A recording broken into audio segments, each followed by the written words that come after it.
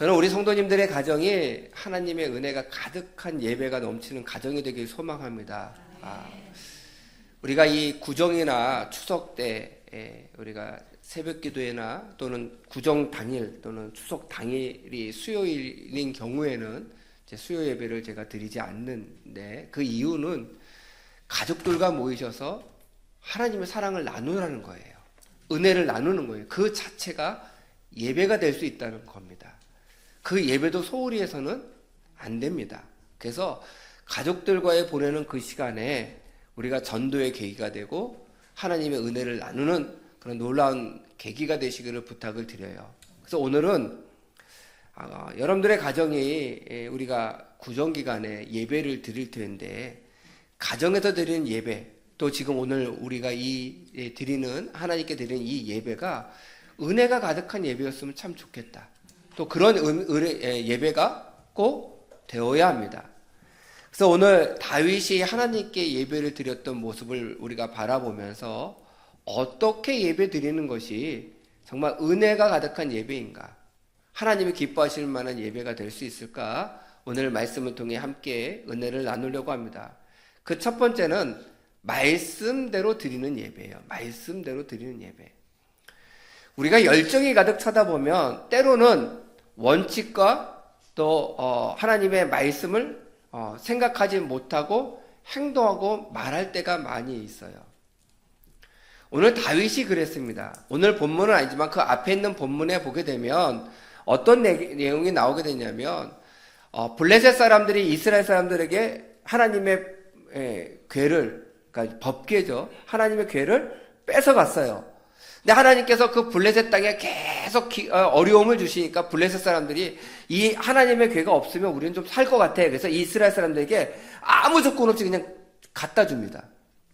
그럴 때 다윗이 너무너무 좋아서, 하나님의 궤가 이제 우리에게로 돌아온다, 빨리 다윗이 있는 다윗성으로 가지고 오고 싶어가지고요, 수리에다가 하나님의 궤를 딱 놓고 출발! 그래가지고 다윗성을 향해서 오는 도중에 덜컹한 거예요.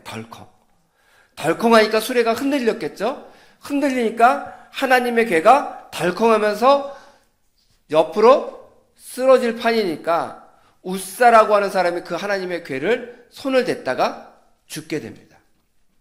그 죽는 사건을 통해서 이 다윗이 충격을 받게 되고요, 가장 가까운 레위 사람의 집인 오벳 에돔이라고 하는 사람의 집으로 하나님의 궤를 집어넣어요. 그리고 자기는 돌아가 버려요.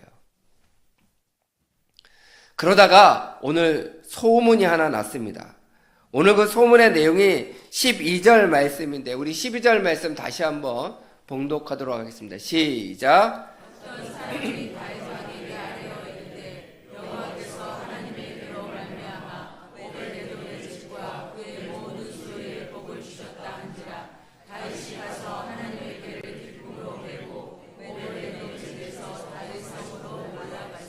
아멘. 이 말씀 잠깐만 더 띄워주시면, 여호와께서 하나님의 궤로 말미암아 오벳 에돔의 집과 그의 모든 소유에 복을 주셨대요. 그러면 우리 성도 여러분들, 이 말씀을 조금만 생각해 보시면, 어떤 복을 받았길래 오벳 에돔의 집을 바라볼 때 저 집은 하나님의 궤를 잘 모셔서 보관하고 있어서 복을 받았구나 생각하게 됐을까요? 어떤 복이 임했을까요? 오늘 성경에는 오벳 에돔과 그의 모든 소유에, 오벳 에돔의 집과 그의 모든 소유에 복을 내려주신다라고 말씀하셨는데, 그 복이 오늘 우리들의 모습 가운데는 어떤 복일까? 가만히 있는데 막 통장에 돈이 막 들어오는 복. 사업만 하면 무조건 다 잘 되는 복. 네, 이런 복이에요, 사실은. 그런 복이에요. 새롭게 뭐를 시작했는데요, 이유 없이 잘 되는 거예요. 장사를 하는데 그전까지는 잘 안 됐는데 정말 내가 예수님을 온전히 믿고 하나님께서 주신 은혜를 내가 경험하고 나니까 갑자기 어느 날부터 장사가 막 잘 되는 거예요. 사람들이요 몰려오는 거예요. 그런 복이 있으시기를 간절히 축원드립니다. 그게 누구에게 보여지냐면 내가 예수님 믿어서 내가 하나님께서 이런 복을 받는구나 라고 하는 게 아니라 믿지 않는 사람이 볼 때 저 사람네 집이 왜 갑자기 저렇게 잘 되지? 저렇게 모든 일이 다 형통하지? 라고 하는 소리를 들을 수 있는 그 보여지는 복들이 있다는 거예요. 저는 우리 성도님들이 예배를 통해서 우리 성도님들의 가정과 여러분들의 직장과 아니면 여러분들의 사업장이 그런 복을 받으셔야 됩니다. 아니, 저 사람 들어오고 우리 가게가 너무 잘 돼. 저 사람이 우리 직장에 들어오고 나서 왜 이렇게 일이 잘 풀리는지 몰라. 그러니까 한 분도 아멘이 없으시네. 이런 거 아멘 하셔야죠. 왜냐하면 그 한 사람을 누가 쓰시냐면 하나님께서 축복된 복의 통로로 쓰시는 거예요. 오벳에돔은 하나님의 궤를 집으로 모셨어요. 그리고 나서 하나님의 궤를 모실 때에는 매일매일 하나님의 궤 앞에서 제사를 드리게 돼 있어요. 다윗 왕이 제사 드리는 돈 내가 대줄게 제사 드려 하지도 않았습니다. 자기 집에 얼떨결에 하나님의 궤가 왔는데, 법궤가 왔는데 그 궤를 어떻게 모실까? 말씀을 보니까 매일매일 하나님의 법궤 앞에 제사를 드리게 돼 있어요. 예배를 드리게 돼 있어요. 그래서 그 가정은요, 그 하나님의 법궤 앞에서 날마다 하나님께 기쁨으로 예배를 드렸어요. 그랬더니 복을 주시는 거예요. 말씀대로 행했더니.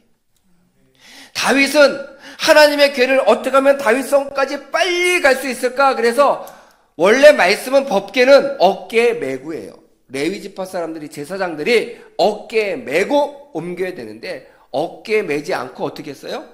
수레에 싣고 그랬어요. 그래서 실패한 거예요. 다윗의 마음이 잘못된 게 아니에요. 그의 마음은 간절했어요. 하나님의 궤를 빨리 다윗성에 모시고 싶었어요. 그게 잘못된 건 아니잖아요. 근데 말씀대로 안 했다는 거예요. 제가 요즘 재밌기도 하고요, 신나기도 해요. 왜 그런지 아세요? 말씀 성경 방탈출을 하고 있거든요. 창세기방 화요일부터 시작했는데요.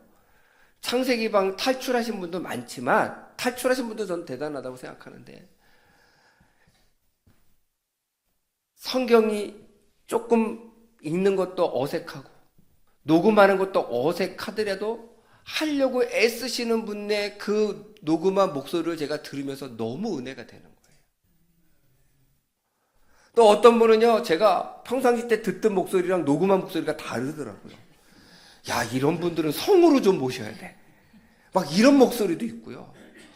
전혀 생각하지도 못한 분이 열심을 내서 하시는 모습을 보면서 제가 참 은혜가 돼요. 아멘 안 하시는 분들은요, 안 해보셨으니까 몰라서 그래요. 다음번에 해보셔야 돼요. 정말 재밌습니다. 그리고요, 한 사람이 누가 올리면요, 아이고 나도 올려야지. 그리고 또 열심히 읽는 게 보여요. 눈에 보여서 그 좋은 경쟁들이 일어나는데, 제가 원하는 것은 빨리 읽는 것이 또 중요하지만 하나님의 말씀을 알아야 말씀대로 예배를 드리죠. 하나님의 말씀을 알려면 하나님의 말씀을 읽어야 될 거 아니에요. 읽어야 될 거 아니에요. 하나님의 말씀을 날마다 녹음하면서 주시는 은혜가 어떤 은혜인지 아세요? 저는 그렇게 이야기합니다. 여러분들 소리를 내서 하나님의 말씀을 읽으면요, 삼독하는 효과가 있어요. 삼독. 첫째는 눈으로 보니까 1독, 입으로 보니까 2독, 자기 목소리로 귀에 들으니까 3독이에요. 3독의 효과가 있는 거예요. 그리고 소리 내서 한번 녹음해 보세요. 참 신기한 게요, 성경 말씀에 이런 게 있었어? 가 되는 거예요. 새롭게 깨닫게 되는 거예요. 그 말씀을 깨닫게 되니까 말씀대로 살려고 애쓰잖아요. 오늘 다윗이 깨달았어요. 하나님의 법궤는 말씀대로 해야 되는 거구나. 그래서 오늘 13절 말씀 우리 함께 봉독하겠습니다. 13절 말씀 시작.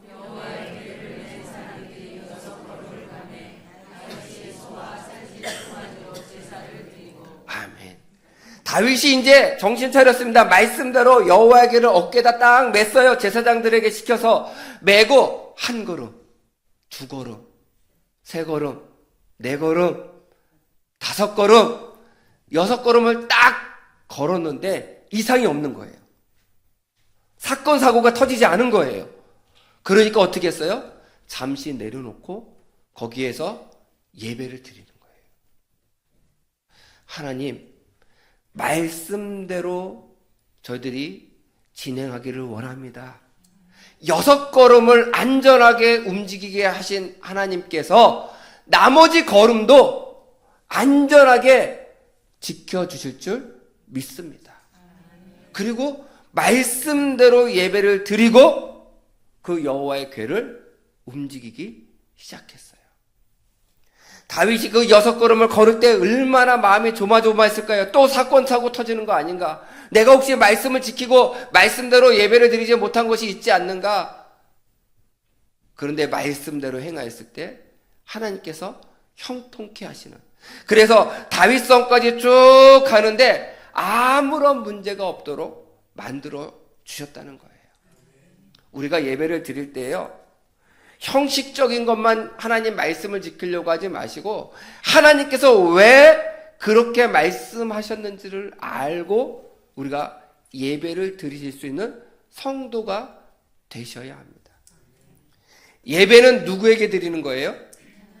하나님께죠. 잘 아시잖아요. 하나님께 드리는 거예요. 근데 우리가 예배 끝나고 나서 누가 은혜 받았다고 그래요? 좀 이상하죠. 누구에게 예배를 드린다고요? 하나님께. 근데 누가 은혜 받아요? 네. 그럼 내가 은혜 못 받으면 그 예배는 하나님이 받으셨어요? 안 받으셨어요? 그게 잘못됐다는 거예요. 우리는 간절한 마음으로 하나님께 예배드리면 끝이에요. 자꾸 우리는 내가 은혜를 받았느냐 못 받았느냐의 기준을 삼지만 예배는 하나님께 전심전력으로 예배드리면 그것으로 끝나는 거예요. 그러면 하나님께서 우리들이 드리는 예배의 모습을 통해서 은혜를 주시는 거예요. 그러면 감사하면 돼요. 그럼 하나님이 은혜를 안 주셨어요. 그래도 하나님께 전심으로 예배드리면 감사하면 되는 거예요. 이 예배의 중심은요, 하나님을 기쁘시게 하는 거예요. 만약에 여러분들이 자녀가 부모님에게 선물을 딱 했어요. 아니면 여러분들이 친구에게 선물을 딱 했습니다. 근데 그 선물을 받은 사람이 고마워, 그리고 끝났어요. 서운해요, 안 서운해요? 서운하죠. 그냥 말로만 하는 것 같은데. 근데 선물을 줬는데 아우, 내 이 선물이 얼마나 내가 갖고 싶었던 건 줄 알아? 정말 고마워. 그러면서 너무 감사한 마음을 막 표현하면 어떻게 해요? 선물 준 사람도 기쁘잖아요. 근데 선물을 줄 때마다 모든 사람들이 동일한 행동을 보이는 것은 아니다는 거예요. 우리 하나님은 동일하신 하나님이시지만 우리가 어떻게 예배를 드리는지 하나님께 예배 드리는 것에 초점을 맞춰야 되지, 내가 은혜 받는 것에 초점을 맞추셔서는 안 된다는 거예요. 그건 하나님이 주어주시는 거예요. 그래서 전심으로 하나님 말씀 가운데 예배 드리시는 성도가 되시기를 부탁을 드립니다. 그러면 말씀에 의해서 예배를 드리는 자는 전심으로 예배를 드리셔야 돼요. 전심으로. 그래서 제가 전에도 한번 말씀을 드렸는데요, 우리가 예배 드리러 오시기 전에 모든 일을 잘 정리하고 교회에 오셔야 돼요. 잘 정리하고. 제가 왜 그런 말씀 드리냐면, 떡국 끓이려고 사골을 올려놓고 왔는데 가스를 끄고 왔나 켜고 왔나, 예배 시간에 딱 앉았는데 뭐만 생각나요? 가스불만 생각이 나요. 앞에서 아무리 하나님께 예배를 드립니다, 하나님께 집중해야 합니다, 전심전력으로 예배 드려야 합니다, 아멘,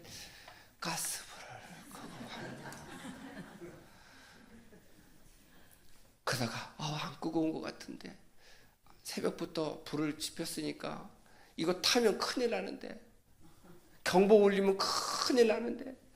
근데 그날따라 앞에서 설교하는 목사님 설교가 길어요. 그러면 속으로 어떻게 해요? 우리 목사님은 뭐 설교가 저렇게 길어가지고. 뭐 하러 왔는데 지금? 예배 드리러 왔는데? 가스불로 은혜 받고? 설교 길다고 원망하고? 그리고 예배 끝나면 저랑 악수하고 기쁜 얼굴로 갈까요? 설교 축도 끝나자마자 제일 싸게 어디로 달려가세요? 집으로 가세요? 그리고 뭘 보겠어요? 근데 불이 딱 꺼져 있어 봐요.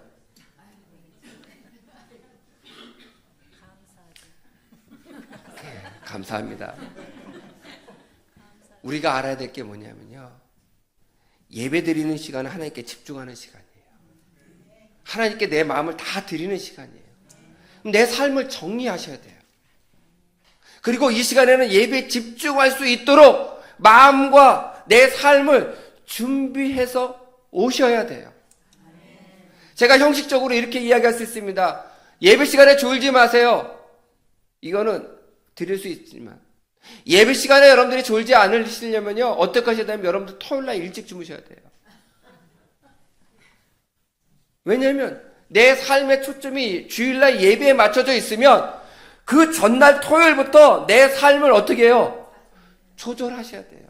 정리하셔야 돼요.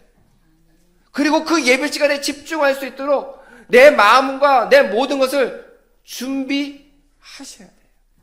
그래야 전심전력한 예배 드릴 수 있는 거예요.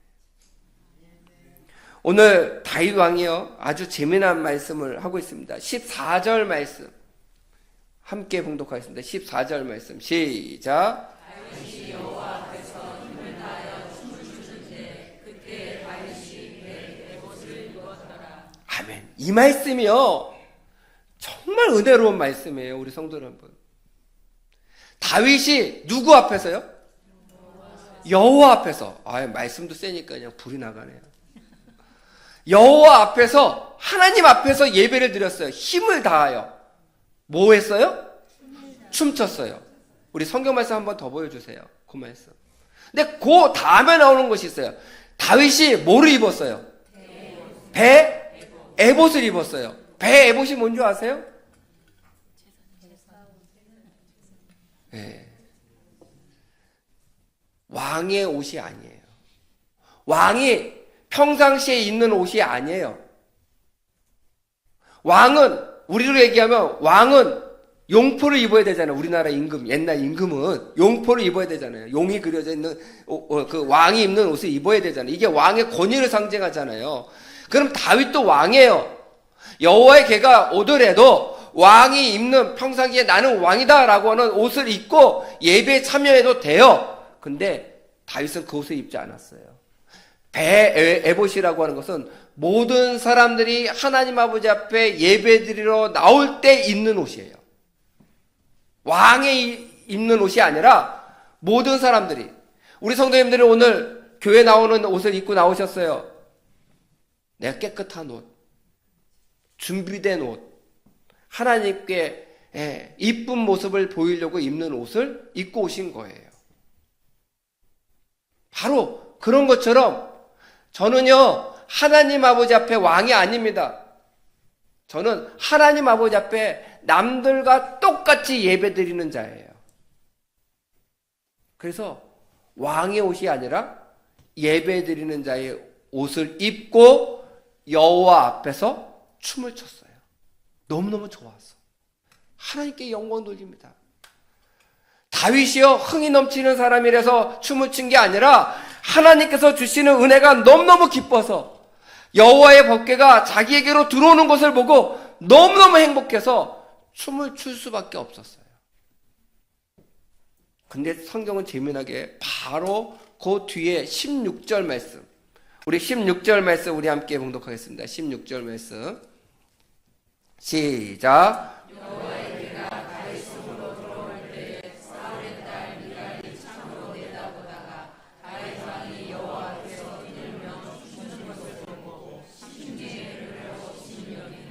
아멘. 여기서 미갈은요, 다윗의 아내인데 그 아내는 다윗이 여호와 앞에서 뛰놀며 춤추는 춤을 추었다라고 이야기하고 있어요. 성경은 여호와 앞에서. 그렇죠? 여호와 앞에서는 다윗은 왕이 아니에요. 예배드리는 자의 한 사람이에요. 그런데 미갈은 다윗을 뭘로 본 거예요? 왕으로. 백성들 앞에서 춤추는 채신머리 없는, 체면 떨어지는 왕과 자신의 남편으로 본 거예요. 그래서 그를 어떻게 했다고요? 업신여겼어요. 그런데 하나님은 다윗의 예배드리는 모습을 높이 보셨어요. 똑같이 예배를 드리는데 하나님은 그를 높이 여기시고 그의 아내는 그를 업신여겼어요. 그 다윗을 하나님께 전심으로 예배드리는 다윗을 업신여긴 미갈은요, 자녀를 잉태하지 못합니다. 하나님의 징계를 받아요. 그의 태를 닫아버리세요. 자녀를 못 낳아요.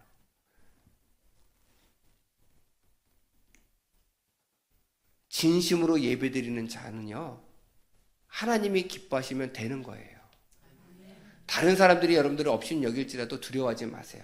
하나님이 알아서 하세요.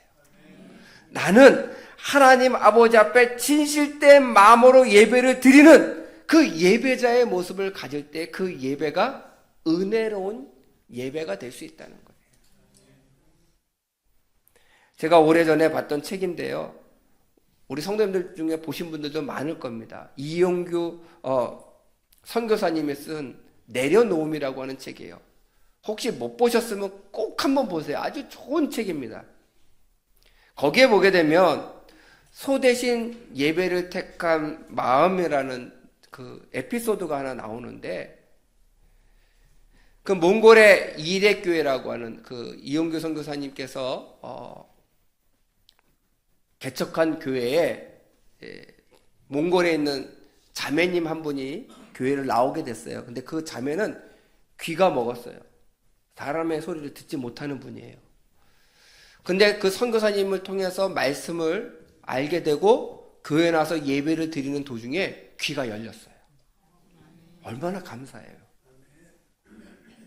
그래서 열심히 예배를 드리는데 어느 날 자기 집에서 키우는 소를 잃어버렸어요. 그래서 그냥 동네방네 그 자기 잃어버린 소를 찾으려고 막 다니는데 소를 찾지 못했는데 교회 예배 드리기 10분 전에 종이 울리는 거예요. 먼 데서 울리는데 그 소리가 들리는 거예요. 그래서 이 자매가 소를 찾을 것인가? 예배를 드리러 갈 것인가? 순간 갈등을 합니다.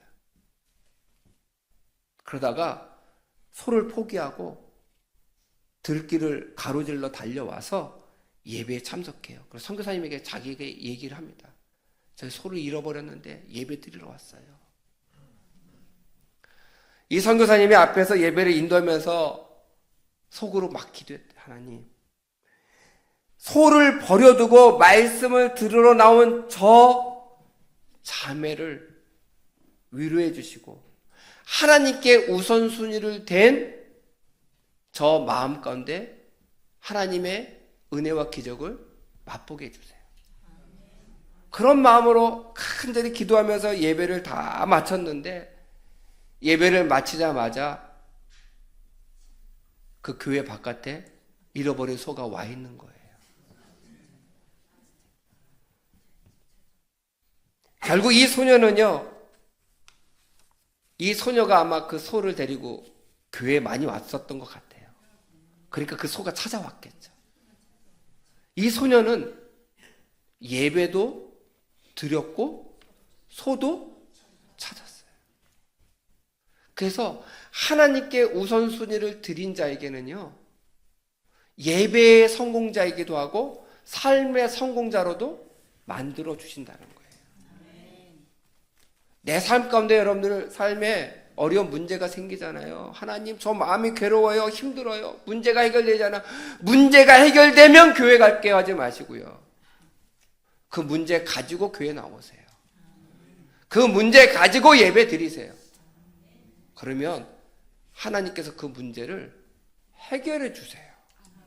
기가 막힌 방법으로, 내가 상상할 수 없는 방법으로 그 문제들을 해결해 주실 줄 믿어요. 그게 바로 진실된 마음으로 예배드리는 자에게 주시는 하나님의 축복입니다. 마지막으로는요, 예배를 통해서 하나님께서 주신 그 은혜, 내 기준으로 의하면 받은 은혜를 나누시는 성도가 되시기를 부탁을 드려요. 왜냐하면 예배를 통해서 하나님께서 은혜를 주셨다라고 하는 것은요, 그 은혜를 내 이웃에 있는 사람들과 나누셔야 되는데, 어떻게 나누셔야 되느냐? 그래서 오늘 그 말씀을 좀 드리려고 합니다. 18절과 19절, 두 절이지만 우리 함께 봉독하도록 하겠습니다. 시작.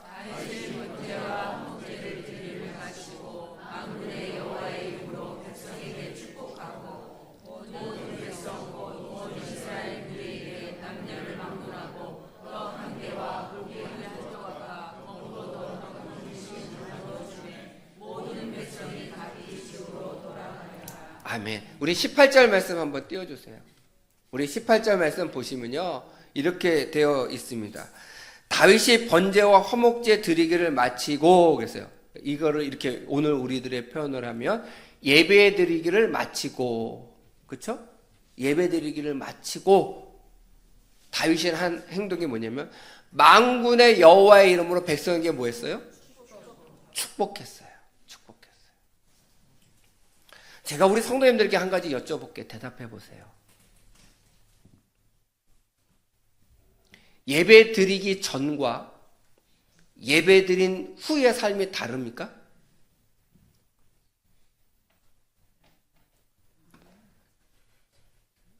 요즘 저에게 인사 오는 후배들이 좀 있어요. 후배 목사님들이. 그럼 제가 꼭 하는 얘기가 있어요. 우리 가끔 잡지 같은 거 보면요,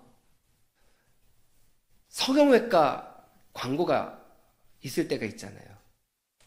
아니면 헬스장 광고 이렇게 보면 사진이 두 개가 나와요. 똑같은 사람인데. 한 사람은 비포. 그래서 좀 죄송합니다, 못생기고 뚱뚱하고 막 이런. 그 다음에 그 옆에 애프터. 그 사람은 어떤 사람이에요? 이쁘고 날씬한 사람. 근데 두 사람이 같은 사람이에요? 다른 사람이에요? 같은 사람이에요. 아니, 성형외과만 가도 비포와 애프터가 다른데 우리 교회가 성형외과보다 못할까요? 예배를 드리기 전과 예배 드린 후의 모습이 달라야 될 거 아니에요. 내가 신앙생활하기 전의 모습과 신앙생활한 이후의 모습이 달라져야 될 거 아니에요. 전에는 좀 성격도 못생기고 성격도 뚱뚱하고 남들을 괴롭게 만드는 그런 성격이었지만, 예배를 드리고 나서 신앙생활하고 난 다음에 내 삶의 모습은 바꿔줘야죠. 맞아요. 오늘 성경 말씀에 의하면 어떻게 바꿔줘야 되느냐? 욕했던 입술이 축복하는 입술로 바뀌어야 돼요. 예배드리기 전 비포 욕했던 입이 예배드리고 난 이후에 애프터 축복하고로 바뀌셔야 돼요. 아멘. 이렇게 시간차로 하세요.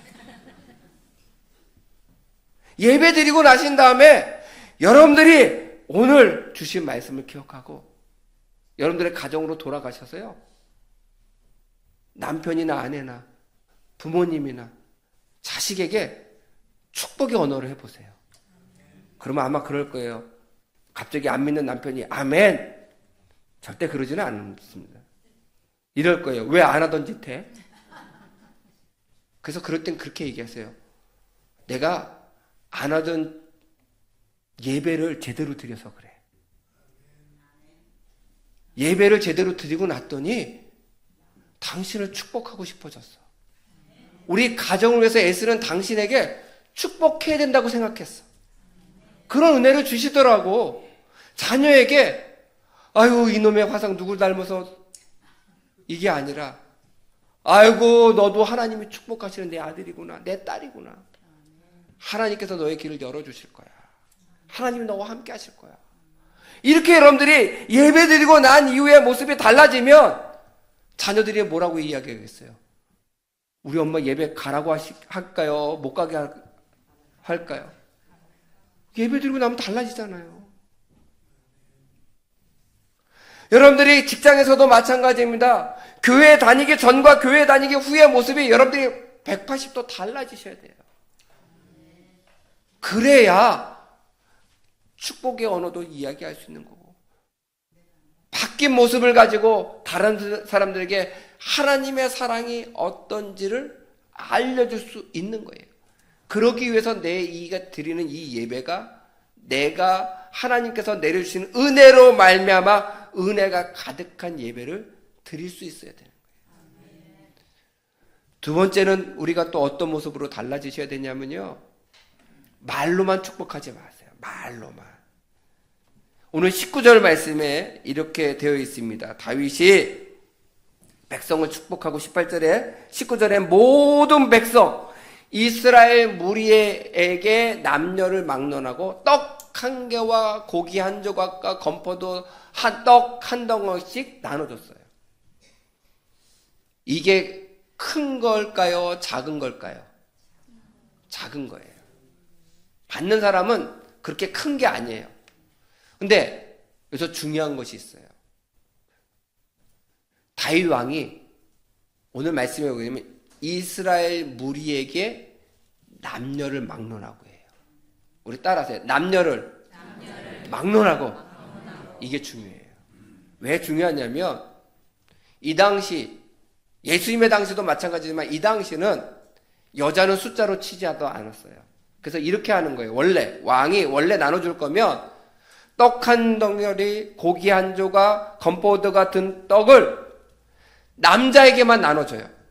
그럼 그 남자가 받아다가 자기에게 속해 있는 아내나 자녀들을 나눠주든지 말든지를 그 남자가 선택하는 거예요. 원래는. 근데 다윗 왕은 하나님의 받은 은혜가 너무 크니까 남녀를 구분하지 않았어요. 그 은혜는 누구나 다 받을 수 있다는 거예요. 우리 친척들하고 관계가 다 좋으면 좋죠.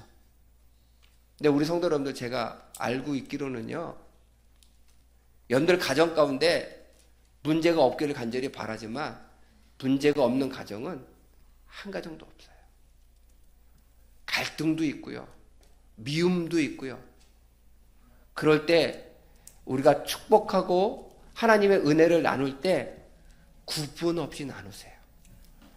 저 집은 내가 절대로 용서가 안 돼 라고 하지 마시고, 다윗이 모든 이스라엘 백성 남녀에게 구별 없이 하나님의 은혜를 나눠줬던 것처럼 나눠줄 수 있는 성도가 되시기를 간절히 부탁드립니다. 큰 거를 나눴던 것은 아니에요. 다윗의 입장에서는 모든 백성에게 다 나눠줬기 때문에 어마어마한 양을 나눠준 거지만 받은 사람은 작은 거예요. 그런데 그 작은 것을 받은 사람들 가운데 여인들은 나에게도 이런 것을?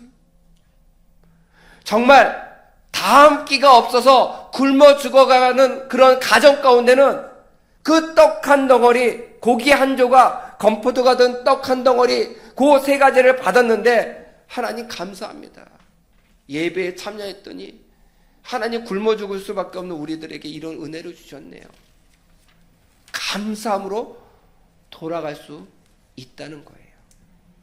작은 것이라도 나누는, 하나님의 은혜와 기쁨을 가지고 나눌 수 있는 우리 새샘의 성도가 되셔서 이번 명절에 가족들이 모이셔서 예배드리고 또 이야기를 나누고 함께 식사하실 때 그 자리가, 그 식사하는 자리가, 예배드리는 자리가 은혜가 넘치는 자리가 되기를 간절히 소망합니다.